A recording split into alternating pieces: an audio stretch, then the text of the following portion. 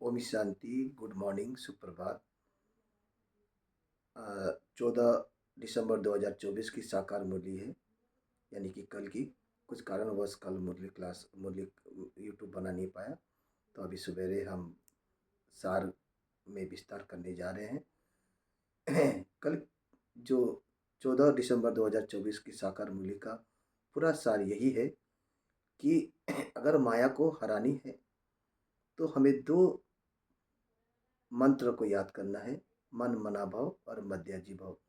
लेकिन बाबा ने आज इस मुरली में बाण का उदाहरण देते हुए हमें ध्यान खिंचा रहे हैं। देखो, बाबा अपने बच्चे को कितना युक्तियां लगाते कि कैसे इस बच्चे को माया से हम इनसे किनारा करें। क्योंकि हम जब देह में आने के बाद हम सभी परमात्मा के संतान कैसे माया में फंसे हुए हैं। कितने युक्तियां बाबा अपनाते हैं अपने बच्चों को निकालने के लिए। जैसे हद में भी आज ये दुनिया में भी अगर कोई बच्चे बिगड़ जाते हैं तो उनके माँ बाप कितने कितने परेशान होते हैं, कैसे इस बच्चे को मैं उस गलत रास्तों से निकालें। उन्हें वो भी युक्तियाँ अपनाते हैं।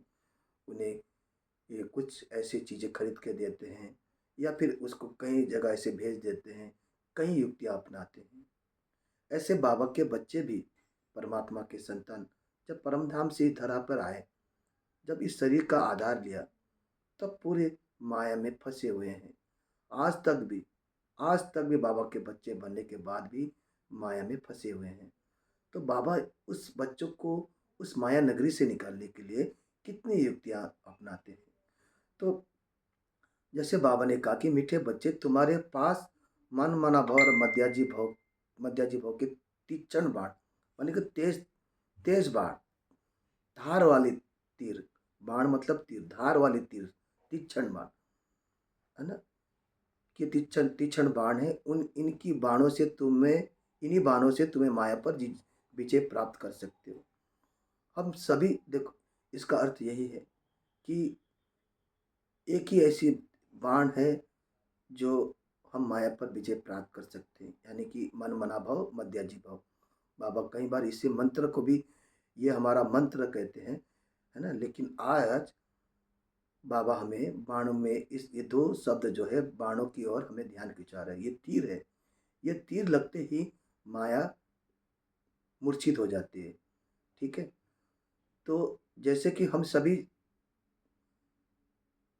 जानते हैं कि हम युद्ध के मैदान में, ठीक है, हम सभी जानते हैं कि हम सभी युद्ध के मैदान में हैं। और कौन सी युद्ध? अहिंसक युद्ध। हाँ, तो जाहिर है कि युद्ध के मैदान में हम खड़े हैं तो हमें अस्त्र शस्त्र की भी जरूरत पड़ती है। हिंसक युद्ध में दिखाया गया महाभारत में, जो शास्त्रों की जो दिखाया गया शास्त्रों में, वहाँ हिंसक युद्ध को ठहराया गया। एक्चुअली वो भी हिंसक युद्ध नहीं है, उसको हम अच्छी तरह नहीं समझने के कारण वहाँ हिंसक युद्ध दिखा दिया गया। क्योंकि देहधारी, वहाँ जो लिखा है वो देहधारी ने लिखा है, इसीलिए वहाँ हिंसक युद्ध। अगर परमात्मा ने समझाया होता तो वो हिंसक युद्ध नहीं होते। क्योंकि भगवान कभी किसी को हिंसक युद्ध करने के लिए कहेंगे ही नहीं। शास्त्रों में एक तरफ कहा गया है कि अहिंसक परमो धर्म, है ना। अहिंसक हमारा परम धर्म है। और हिंसा वाली लड़ाई जब अगर कोई कह रहे, महात्मा गांधी भी कहते, है ना, अहिंसा परमो धर्म। महात्मा गांधी, एक जब देहधारी एक इंसान जब ये कह रहे हैं, तो क्या भगवान इंसानों का जो बनाने वाला, क्या वो हिंसक युद्ध कराएंगे? गीता में भी एक तरफ कहा गया अहिंसक परमो धर्म, पर एक तरफ हिंसक युद्ध दिखाते हैं। चलो, ये तो उनकी समझ, ये है ना। इनका तो बहुत समझने में हमें बहुत ही वो बुद्धि लगानी है। क्योंकि ये कोई हिंसक युद्ध होती ही नहीं है, ये अहिंसक युद्ध की बात है। यहाँ इस संगम युग पर बाबा के बच्चे अहिंसक युद्ध की लड़ाई लड़ रहे हैं। ठीक है। और ये शत्रु कौन है? वहाँ तो कौरव को दिखाया गया, पांडवों के शत्रु। यहाँ हमारा शत्रु है माया, जो हमारी कमजोरी, जो हमें भगवान तक पहुँचने नहीं देती है। माया पर विजय प्राप्त करना माना हमें भगवान से किनारा, जो चीज़ों से, जो संकल्प से, जो वस्तु से हमें बाबा की ओर किनारा कर रहे हैं, तो वो माया है। चाहे कोई देहधारी हो, चाहे कोई वस्तु हो, चाहे कोई चीज़ें हो, तो उसको हमें उस पर विजय प्राप्त करने के लिए बाबा ने हमें दो बाणों की आज विशेषता बताई है, मन मना भव और मध्याजी भव। और इसको भी समझना है हमें। ये मन मना भव और मध्याजी भव का अर्थ हमको समझना है ना। तो उससे पहले हमें क्या करनी है, हमें उससे पहले जब हम युद्ध के मैदान में हम जब उतरते हैं, अभी हम सभी को ये बाबा ने महसूस कराया कि हम सब अभी युद्ध के मैदान में हैं, है ना। तो जब युद्ध के मैदान में हम जब खड़े हैं, जब हम युद्ध करने के लिए हम माया के एग्नेस्ट में खड़े हैं, तो जाहिर है मैदान में हम जब खड़े रहते हैं तो हमें भगवान की मदद की आवश्यकता पड़ती है ना। हमें उनकी मदद भी चाहिए होती है, क्योंकि वहाँ भी पांडवों को भगवान की आवश्यकता पड़ी थी। पांडवों ने वहाँ भी भगवान की सेना को नहीं लिया, अचौरनी सेना को उन्होंने नहीं लिया, उन्हें दूर दूर कौरवों ने लिया, क्योंकि पांडवों को ये पता था कि जिसके साथ भगवान है खड़े हैं उसका ही जीत होगी। तो हमें इस युद्ध में, अहिंसक युद्ध में, हमें भगवान की भी आवश्यकता जरूर पड़नी चाहिए, जरूर हमें भगवान की मदद लेनी है। तो अब हमें मदद लेनी है, मतलब इस अहिंसक युद्ध में हमें, अब हम यहाँ वहाँ पर कुरुक्षेत्र में दिखाया गया है, हम यहाँ कर्म क्षेत्र पर हम अहिंसक युद्ध कर रहे हैं। तो भगवान को याद करना माना, हम बाबा को याद करना, भगवान माना बाबा, बाबा को याद करना माना। वहाँ पर दिखाया गया, आपने देखा होगा, हम सभी ने टीवी पे जब भी कोई तीर छोड़ते थे, वहाँ तीरों का ही युद्ध होता है। और बाबा ने इसलिए यहाँ बाणों के उदाहरण देते हुए हमें समझा रहे हैं। तो जब भी वहाँ पांडव और कौरव एक दूसरे पर जब तीर छोड़ते थे, तो आप सबने देखा होगा, तीर तीर को मस्तक पर लेकर और मंत्र कुछ जाप कर कर वो तीर छोड़ते थे। ठीक है। तो यही है। और वो तीर जब जब वहाँ से निकलते थे, उस तीर में ऐसे कुछ शक्ति दिखाते थे। आप सबने वो सब ध्यान दिया होगा, आपने टीवी में देखा होगा, उस तीर के नोक में एक ऐसी शक्ति होती थी, चमकीला। तो यहाँ हम बाबा के बच्चे, बाबा कह रहे तीक्ष्ण बाण, यानी धार। ये बाण अगर धार नहीं होगी तो माया मूर्छित नहीं हो पाएगा। तो यह धार बाण, तेज बाण, मतलब धार बाण, मतलब हमें बाबा की याद तेज करनी है। धार, बाबा की याद ही धार है। जो बाबा कभी कभी कहते हैं ना, तलवार में जोहर नहीं है, धार है ना। ज्ञान की तलवार में, योग की तलवार में जोहर नहीं है। तो ये यही धार, धार माना बाबा की याद। हम जितना, जैसे वहाँ दिखाया गया है, जब आपस में कौरव पांडव वो छोड़ते थे, तो वो याद कर कर छोड़ते थे। और कुछ मंत्र, ये मन मना भाव के मंत्र, ठीक है।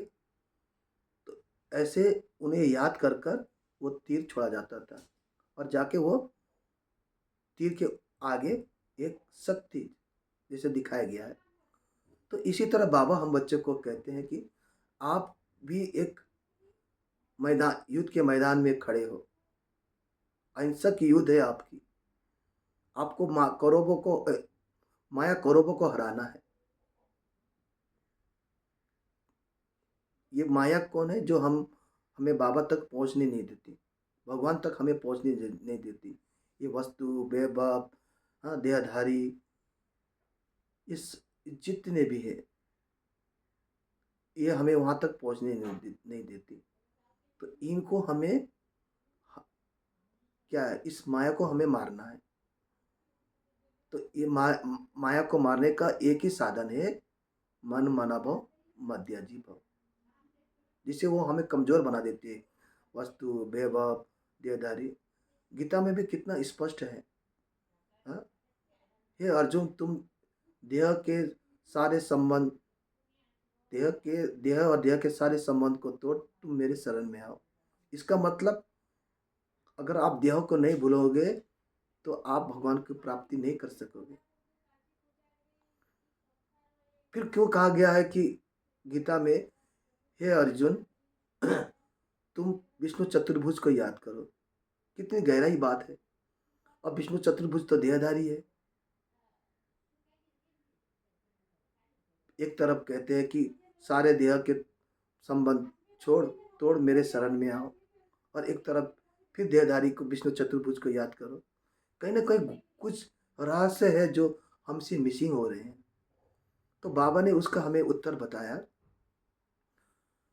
कि बाबा हमें मध्याजी भव, बाबा भी हमें इस ज्ञान में आने के बाद मन मना भव और मध्याजी भव, ये तुम्हारे पास ये बाण होनी चाहिए, तब औरों को तीर लगेगा, मतलब माया को तीर लगेगी। हाँ, या फिर मंत्र बाबा उच्चारण करते हैं। मन मना भव का अर्थ यही है कि मन हमें बाबा की तरफ जितना लगाएंगे, जितना हमारी मन बाबा के तरफ जाएगी, उतनी हमारी लगन और मगन बढ़ेगी। जैसे अगर किसी को हमें, किसी के पास मेरी मन जाती है, हम ऐसे कहते हैं ना, मेरा मन तुम्हारे पास चले गया है, इसलिए मैं, हाँ, मुझे अब कुछ सोचता नहीं, बस तुम्हें याद आती हो। जहाँ मन है वहीं तन है, गीत भी है ना, जहाँ मन वहाँ है तन, हमारे गीत भी है। तो अगर हमारी मन बाबा की तरफ लगा रहेगा, तो हमारी बुद्धि क्या होगी, रिफ्रेश होगा। हमें कोई गलत कर्म करने को मन ही नहीं होगा, क्योंकि हमारे मन जो है बाबा की तरफ, भगवान की तरफ है। जैसे मीरा का भी एक गायन है, मीरा सदा उसके लव में लीन रहती है, कृष्ण के लव में लीन रहती है, क्योंकि उनकी मन जो है उनकी तरफ ही है। तो मन मना भाव का अर्थ ये है कि हम जितना बाबा बाबा के तरफ हम मन लगाएंगे, हमारी कोई भी कर्म विकर्म नहीं होगा। हम अटेंशन में रहेंगे। मन लगाना मतलब अटेंशन। अगर मन बाबा के तरफ लगाएंगे तो हमें पता चल जाएगा कि ये राइट है या रॉन्ग है, ये श्रीमत के अंदर है या श्रीमत के बाहर है। अगर मन आपकी बाबा की तरफ लगा रहेगा, अगर मन बाबा की तरफ नहीं है, तो आपकी डिसीजन निर्णय करने की पावर और परखने की पावर ये खत्म हो जाती है। बाबा क्या कहना चाहता है, किस, ये निर्णय करने की पावर खत्म हो जाती है। इसलिए बाबा ने मन मना भाव का अर्थ यही, मन मना भाव का मंत्र जापते रहो, बाबा कहते हैं। जहां मन वहां तन, जहां मन वहीं लगन और मगन। ठीक है। तो लगन और मगन भी कितनी सुंदर बात है। लगन मतलब भगवान के साथ लगाओ, मगन मतलब मन को गगन में पहुंचाना, मतलब गगन से पार, ऐसे कहते हैं ना दुनिया वाले। हाँ, वो दुनिया वाले कहते हैं ना कि नीली छतरी के ऊपर है। अब ये नीली छतरी कौन है, इसको समझना है। ये नीली छतरी के पार कोई एक शक्ति है, जो मन हमारे गगन पे जाए, मगन है? मगन मतलब पूरा डूबना। तो मन मना भाव, ये मन मना भाव का ये जो बाण है, जो मंत्र है, ये हमें वहाँ कार्य, वो वहाँ पर हमें मदद करती है। और मध्याजी भाव बाबा ये क्यों कहते हैं, जबकि मध्याजी भाव तो विष्णु चतुर्भुज का वो है। अब बाबा तो निराकार है। अभी विष्णु चतुर्भुज को हम याद करेंगे तो बाबा तो कहते हैं, चित्र को याद नहीं करना है, किसी चित्र के, ब्रह्मा बाबा को भी याद नहीं करना, बाबा कहते हैं। कल ही परसों बाबा ने कहा था, मैं थोड़ी कहता हूँ कि ब्रह्मा को याद करो, मम्मा को याद करो। तो विष्णु चतुर्भुज भी तो देहधारी हुआ। फिर बाबा क्यों कहते हैं कि लक्ष्मी नारायण के चित्र को रखो, देखो, इसको हमें समझना है। क्योंकि बाबा की युक्तियाँ हैं बच्चों को आगे बढ़ाने का। खाली हमें बुद्धि को इस्तेमाल करना, अपनी बुद्धि को। बुद्धि जितनी इस्तेमाल करेंगे बुद्धि जामड़ी नहीं बनेगी, जाम नहीं होगा बुद्धि। विष्णु चतुर्भुज का अर्थ ये होता है, बाबा जो कहते हैं मध्याजी भाव, कि हम विष्णु के चित्रों को देखेंगे तो चार अलंकार को हमें वो याद आएगी। लक्ष्मी नारायण की जो चित्र को हम देखते हैं तो चार भुजा को हम देखते हैं, चार जो अलंकार जो हमें इस अभी हम इस संगम युग पर हम जो पढ़ाई पढ़ रहे हैं वो भी चार ही सब्जेक्ट है, ज्ञान योग धारणा सेवा। ये अलंकार से ये सब्जेक्ट को कनेक्शन होती है। ये चार विष्णु की जो अलंकार है और ये चार सब्जेक्ट जो हम जो ब्राह्मण ब्राह्मण बच्चे संगम युग पर पढ़ रहे हैं, ये आपस आपस में लिंग है। तभी तो ब्रह्मा सो विष्णु कहते हैं। ठीक है, अब ये आप खुद विचार करें। हम बाबा कहते हैं कि विष्णु चतुर्भुज को याद करो, हाँ? और इस चार सब्जेक्ट में हमें पास होना है। ये कहाँ पास होनी है, यही होनी है ना। अब विष्णु चतुर्भुज को हम याद करेंगे यहाँ पर, तो हमें ये फील करना है, हमें ये महसूस करना है, अगर हम उन्हें यहाँ याद करेंगे विष्णु चतुर्भुज को, उस चित्र को, तो बाबा हमें ये कहते हैं कि तुम्हें तो निराकार को याद करना है। तो फिर क्यों बाबा कहते हैं कि विष्णु चतुर्भुज को भी आप याद करो? कहीं ना कहीं हमें बाबा इंडिकेशन बता रहे हैं, हमें इशारा दे रहे हैं कि उनके जो चार अलंकार है, जो शंख, कमल फूल, गधा और स्वदर्शन चक्र, हमें हमें विष्णु जब दिखाई देते तो उसको चार अलंकार को दिखाई देते हैं ना हमें। मान लीजिए अगर हम मुकेश अंबानी को हम जानते हैं, जैसे हम मुकेश अंबानी हमें चित्र याद आती है तो हमें क्या याद आता है? उसके पद और पोजीशन।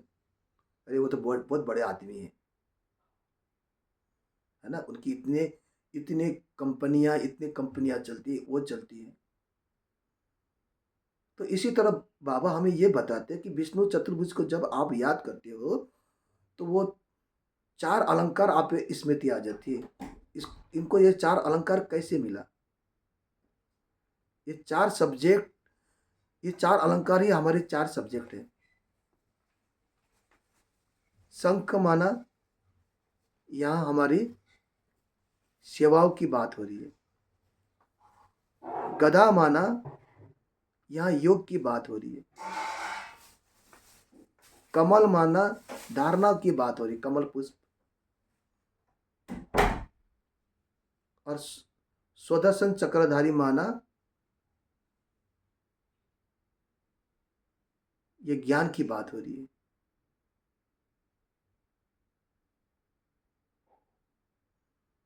हमें ये समझना है, चार अलंकार चार सब्जेक्ट में बटा हुआ है। ठीक है, शंख माना सेवा, और कमल पुष्प माना धारणा, और गधा माना योग, और सदर्शन चक्रधारी माना ज्ञान, सो का दर्शन। जब हमें ज्ञान होगी तो ही तो हम सो का दर्शन करेंगे, नहीं तो पर का दर्शन करते रहेंगे, पर चिंतन करते रहेंगे। अगर ज्ञान की सच्ची समझ हो, यथार्थ समझ हो कि मैं कौन हूँ, मैं इस धरा पर क्या करने आया हूँ, मैं कहाँ से आया हूँ और मेरा कर्तव्य क्या है, ये है सो का दर्शन। वो दर्शन नहीं जो गला काटने वाला, वो सुदर्शन है। आज बाबा ने सुदर्शन को हमें सोद का दर्शन, हमारे अंदर जो भी माया है उसका गला काटना है, उसका दर्शन। मेरे में कोई माया आ रहा है, कोई विकार चल रहा है, तो तुरंत उसको माया की गला काटना है ज्ञान के शस्त्र से। और ये तभी होगा जब हमारे हमारे अंदर योग का गधा होगा। गधा माना विजय का प्रतीक।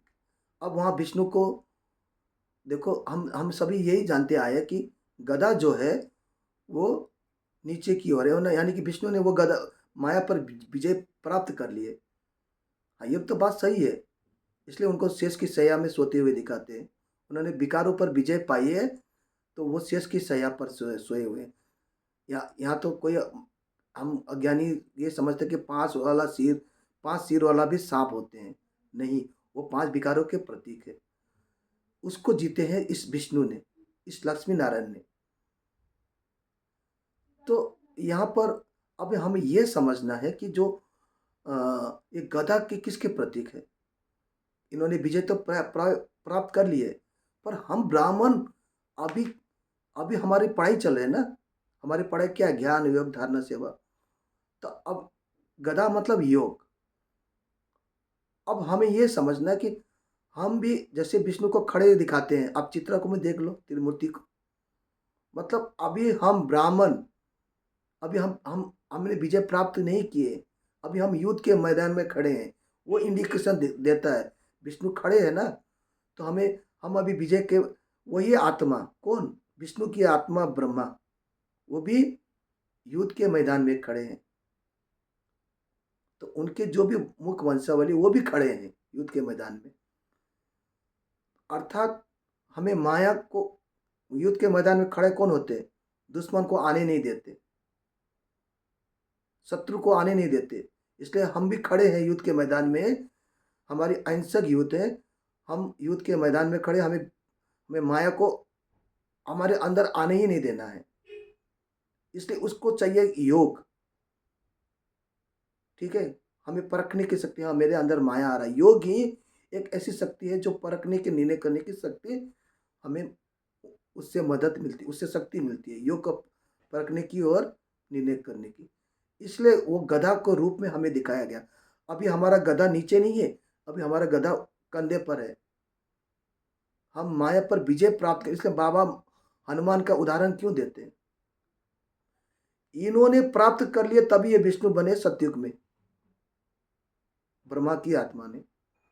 लेकिन अभी हमने विजय प्राप्त नहीं किया, अभी हम यहीं पर है, हम युद्ध कर रहे हैं। अब यहाँ कमल पुष्प के हम उदाहरण लेते हैं।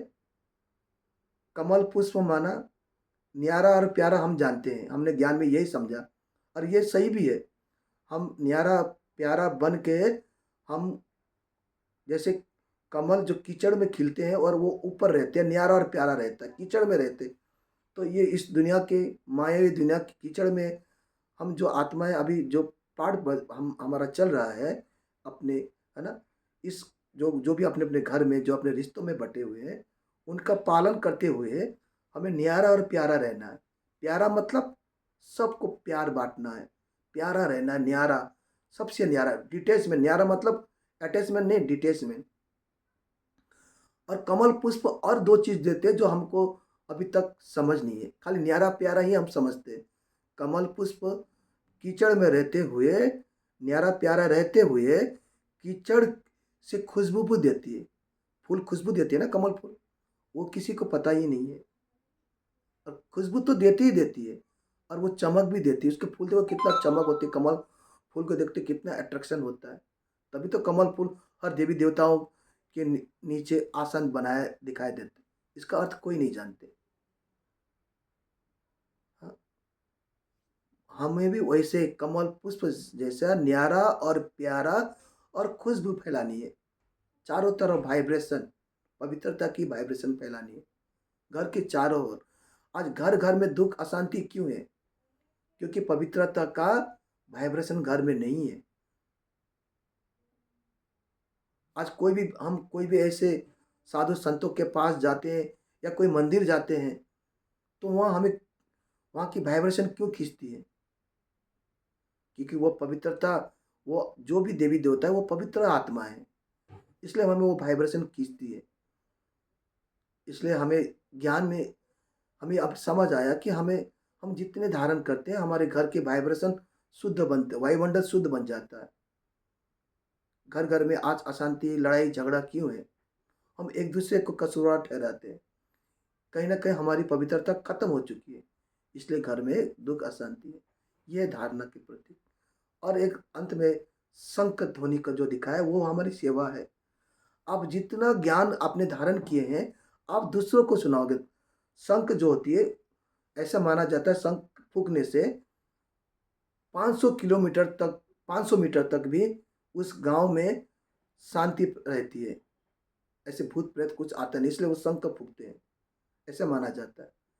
तो शंख ध्वनि मतलब हमें ज्ञान, मीठा, मुंह से मीठा बोलनी है, और ज्ञान, ईश्वरीय ज्ञान हमें सबको देनी है। मैंने जितना ज्ञान धारण किया, हम दूसरों को ज्ञान बांटना है। और जितना ज्ञान बांटेंगे उतना अपनी भी मंथन होगा। हम आपको ज्ञान दे रहे हैं, हम किसी को ज्ञान बांट रहे हैं, तो सो का भी चिंतन मंथन होगा। यह है शंख ध्वनि के प्रति।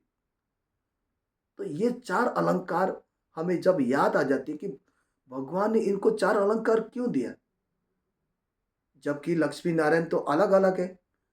तो चार, इन लोगों को दो दो हाथ, चार हाथ, जब चार हाथ दिखाया तो इनका दो सिर दिखाना चाहिए विष्णु चतुर्भुज के चित्र में। चार पांव की जगह में दो पांव क्यों दिखाया? कभी हमने ये विचार नहीं किया।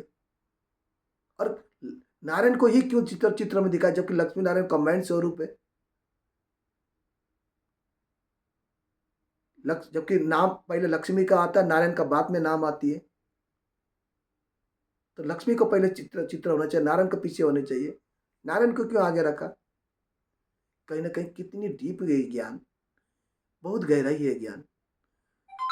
दो सिर, दो सिर, एक ही सिर, दो सिर की जगह में एक ही सिर दिखाने का अर्थ यह है कि दोनों युगल का आपस में जब मत मिलता है कि हम घर को स्वर्ग बनाएंगे, घर को मंदिर बनाएंगे, हम दोनों परमात्मा के राह पे चलकर हम इस धरा पर स्वर्ग लाएंगे, घर को मंदिर बनाएंगे, पवित्रता का वाइब्रेशन फैलाएंगे, तो दोनों का मत को एक सिर दिखाया गया। दोनों का मत एक ही विचार होने के कारण एक सिर दिखाया गया। और चार हाथ दिखाने के कारण ये दोनों का सहयोग का हाथ है।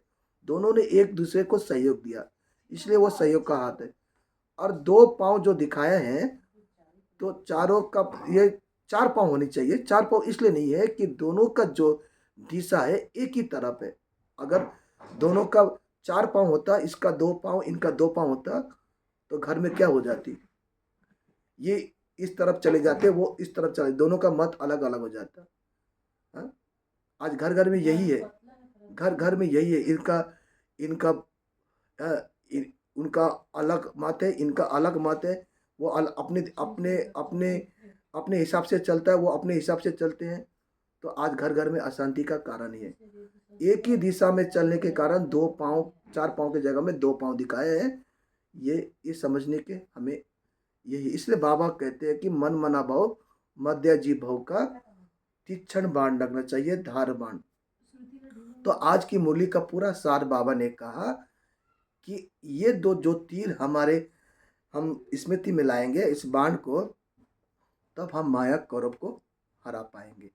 ये कोई स्थूल लड़ाई नहीं है, ये सूक्ष्म लड़ाई है, माया की लड़ाई है। धन्यवाद। ओम शांति। अभी फिर हम अव्यक्त मूल्य की एक वीडियो बनाने जा रहे हैं। ओम शांति।